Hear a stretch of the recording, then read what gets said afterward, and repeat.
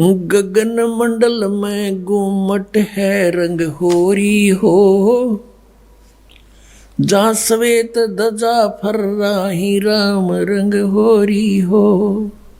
आदरणीय गरीबदास साहिब जी बताते हैं हम कौन सी होली खेलते हैं भाई। गगन मंडल में गुमट है रंग होरी हो, जहाँ श्वेत ध्वजा फर्रावे राम रंग होरी हो। सतलोक में अरसकुर पर श्वेत गुमट है, जहाँ सतगुरु का डेरा। जैसे आपने ऋग्वेद मंडल नंबर 9 सूक्त 96 के मंत्र 18 में आपको दिखाया कि वो परमात्मा उस तीसरे मुक्ति धाम सतलोक में रहता है, और वहाँ एक बहुत सुंदर सफेद गुम्मट के अंदर गुम्बज उसमें रहता है, बहुत बड़े गुम्बज में। उसका यही आप गरीबदास जी कह रहे हैं गुम्मट। गगन मंडल में गुम्मट है रंग होरी हो, जहाँ श्वेत ध्वजा फर्रावे राम रंग होरी हो। उसके ऊपर सफेद ध्वजा परमात्मा का झंडा फहरा रहा है। बुद्धि वाणी से अगम है रंग होरी हो, सुरत नृत जहाँ लावे राम रंग होरी हो। अब चले हैं नीचे से सभी शरीर के बताने लगे हैं। नाभि कमल ब्रह्मा भय रंग होरी हो, ये सर्जे विष्णु महेश राम रंग होरी हो। त्रिगुण माया बिस्तरी रंग होरी हो, और सकल परवेश राम रंग होरी हो। चंद सूरज पानी पवन रंग होरी हो, कच्छ मच्छ कूरम्ब राम रंग होरी हो। ओम मंत्र आदि है रंग होरी हो, ये रचे सकल आरंभ राम रंग होरी हो। तीन गुणन पर तखत है रंग होरी हो, पांच तत्व पर काश राम रंग होरी हो। सुर नर मुनि जन देवता रंग होरी हो, सावतरी और गौरी राम रंग होरी हो। लक्ष्मी विष्णु के संग है रंग होरी हो, कमलापति में भंवर राम रंग होरी हो। किन्नर भूत पिशाच है रंग होरी हो, दान्य अंत अपार राम रंग होरी हो। राक्षस कारा सा कहूँ रंग होरी हो, रचे सकल परिवार राम रंग होरी हो। गण गंधर्व ज्ञानी गुणी रंग होरी हो, चतुर्मूढ़ अनंत राम रंग होरी हो। ओम नाद अगाध है रंग होरी हो, अजब नवेला कंत राम रंग होरी हो। लख 84 जाति है रंग होरी हो, ये चार खानी के जीव राम रंग होरी हो। अंड्रज जेरज उद बुदा रंग होरी हो, श्वेत खान रच पीवे राम रंग होरी हो। अब क्या बता रहे हैं गरीबदास साहिब जी कि ये सभी राम नाम की होरी यानी भगवान को पाने की ट्राई कर रहे हैं।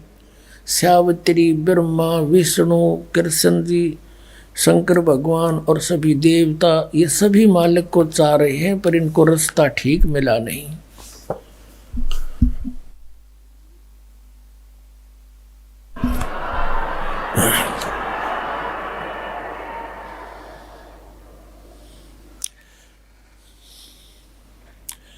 आत्म और परमात्मा रंग होरी हो, एक देही में दो राम रंग होरी हो। सतगुरु मेला करत है रंग होरी हो, चलो अगमपुर धाम राम रंग होरी हो। दिल की अंदर द्वीप है रंग होरी हो, वो अगम भूमि स्थान राम रंग होरी हो। शून्य सरोवर हंस मन रंग होरी हो, वहाँ खेल फाग बसंत राम रंग होरी हो। कहते शून्य सरोवर में यानी ऊपर सुन शिखर में एक सरोवर है, मान सरोवर है, और वहाँ सभी आत्माओं का पति वो एक दुल्हा यानी सतपुरुष वहाँ परमात्मा है, उसके साथ हम सब होली खेलेंगे, या नकली दुल्हों के साथ हम होली खेलते हैं। बहुत दिन बीत गए। क्या बताते हैं? सोन सरोवर अंश मन रंग होरी हो, वहाँ खेले फाग बसंत राम रंग होरी हो। विष्णु शंकर से खेल ही रंग होरी हो, ये सुर नर मुनि जन संत राम रंग होरी हो। वो दुल्हा साहब एक है रंग होरी हो, ये दुल्हन शंख असंख राम रंग होरी हो।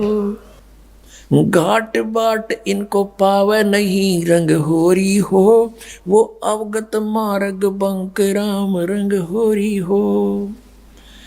अब क्या बता रहे हैं कि सभी ये ब्रह्मा विष्णु महेश और सभी उस परमात्मा से होली खेलने के लिए फिर रहे हैं, ट्राई कर रहे हैं,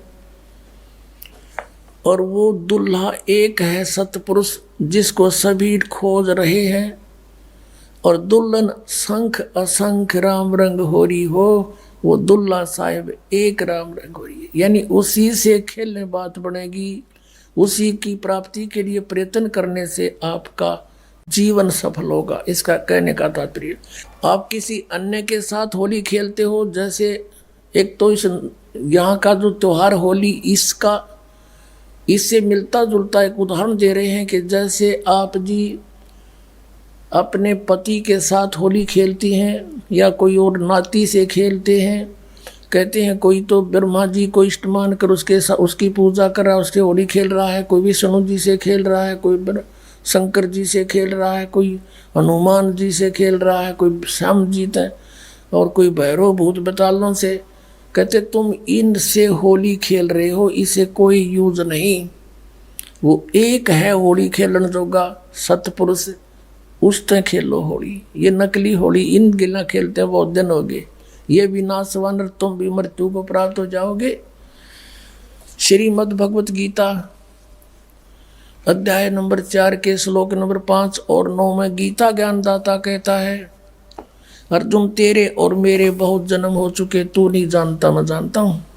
फिर गीता जी अध्याय नंबर 2 के श्लोक 12 में कहा कि अर्जुन तू ये मत समझे कि तू और मैं और ये सभी राजा पहले ना जन्मे थे या आगे जन्म नहीं होगा। अर्थात तू और मैं और ये सभी सैनिक पहले भी जन्मे थे, आगे भी जन्म होगा। 10वें अध्याय के दूसरे श्लोक में गीता में कहा गीता ज्ञानदाता ने कि मेरी उत्पत्ति को न ये देवता जानते न ऋषि जानते, क्योंकि ये मुझसे उत्पन्न हुए हैं। तो पिता की उत्पत्ति को संतान नहीं जान सकती, दादाजी बताया करता है। तो इस काल की उत्पत्ति परमात्मा कबीर परमेश्वर जो सबका बाबा सबका दादा सबका जनक है, उसने आके बताया कि इसका भी जन्म होता। तो ये खुद कहता है 18वें अध्याय के 62वें श्लोक में कि अर्जुन तो सर्व भाव से उसकी शरण में जाओ, उस परमेश्वर की शरण में जाओ, उसकी कृपा से तो परम शांति को और सनातन परम धाम को प्राप्त होगा। अब उस दुल्हे की ऊपर सतलोक में साकार परमेश्वर की गरीबदास जी आंखों देखा क्या बता रहे हैं, सवेत गुमट सिर सेरा रंग होरी हो। सफेद गुमट और सिर पर सेरा, जैसे दुल्ला का शेरे हुआ करे, मुकुट है मालिक का। सवेत गुमट सिर सेरा रंग होरी हो, और झलक करण अनंत राम रंग होरी हो। सोन सलैली सैल है रंग होरी हो, पावन अटक पपील राम रंग होरी हो। कौन जुगत से पाई ये रंग होरी हो, सतगुरु के उपदेश राम रंग होरी हो। अब कहा कि कैसे उसको प्राप्त करें, कौन युगत से कौन साधना से उसको पावें, क्या युक्ति है उसके पाने की। उत्तर भी आप ही दे दिया कि सतगुरु कहे उपदेश राम रंग होरी हो, कि सतगुरु मिले और फिर वो आपको उपदेश दे। पुण्यात्माओं, ये अभिमान ना समझना, यथार्थ ज्ञान जानना कि इस पृथ्वी पर सतगुरु नहीं इस दास के अतिरिक्त, और सतगुरु बिना मोक्ष नहीं। अब ये झूठे गुरु भी हैं और ये अपने आप को सतगुरु भी कहलाते हैं। तो सतगुरु के कहने से, फीत लगाने से सतगुरु नहीं होते। जैसे कबीर परमेश्वर कहते हैं, खरना होवे के हरि कबहू, सिंह की खाल उड़ाए। यदि गधे ने शेर की खाल उड़ा दे, वो शेर नहीं बन सकता, शेर जैसा जरूर दिखाई देता है। एक कुम्हार शरारती सा था, उसने किता एक शेर मरा पा गया, उसकी खाल उतार ली, अपने गधे पर डाल दे और खेतों में छोड़ दे। खेतों में रखवाले रहते थे फसल के। वह चांदनी रात में उन्हें देखा कि भाई कौन आ गया। पहले से सोचा कोई पशु आ गया, चल लठ लेकर गए। इतनी दूर से देखा चांदनी में शेर हवाई, सारे ने डांक ठोक दी, भाग गए गाँव में। अब वो छक्के खा के खेती अपने सामने, वो सुबह सुबह वक्त से कुमार फिर आके ले जाए उसने। ऐसे कई दिन बीत गए, बहुत सा नुकसान भी हो गया। तो वो कहने लगे, अब गांव में चर्चा चली, आसपास के गांव में भी चर्चा गई कि भाई एक शेर आवे है, खेती घना नुकसान करे। और तो एक कुम्हार ने सुन ली, उसने सोचा भाई शेर खेती तो नहीं खा सकता, फसल तो खाता ही नहीं वो। फिर वो समझ गया कोई कुम्हार की जालसाजी है। उसने कहा भाई उस शेर को की पहचान तो मैं करवा दूंगा। तो गांव वाले बोले भाई कैसे, कि मेरे साथ चलो। बुरख वाले बोले ना भाई, रात के समय हम नहीं जाओ। उसने उनको समझा बुझा कि तुम वृक्षों पर चढ़ जाइयो और मैं भी तेरे साथ चढ़ जाऊंगा, कुछ लीला करना चाहूँ, मेरी सहयोग दो। चल भाई, वो अपने 5-4 गधे आके ले गया उड़े और वो छोड़ दिए फसल तो बाहर बनी में थोड़ी सी दूरी पे, और वो चढ़ गए वृक्षों पर। अब उसको भी डाउट था कि सचमुच शेर हो,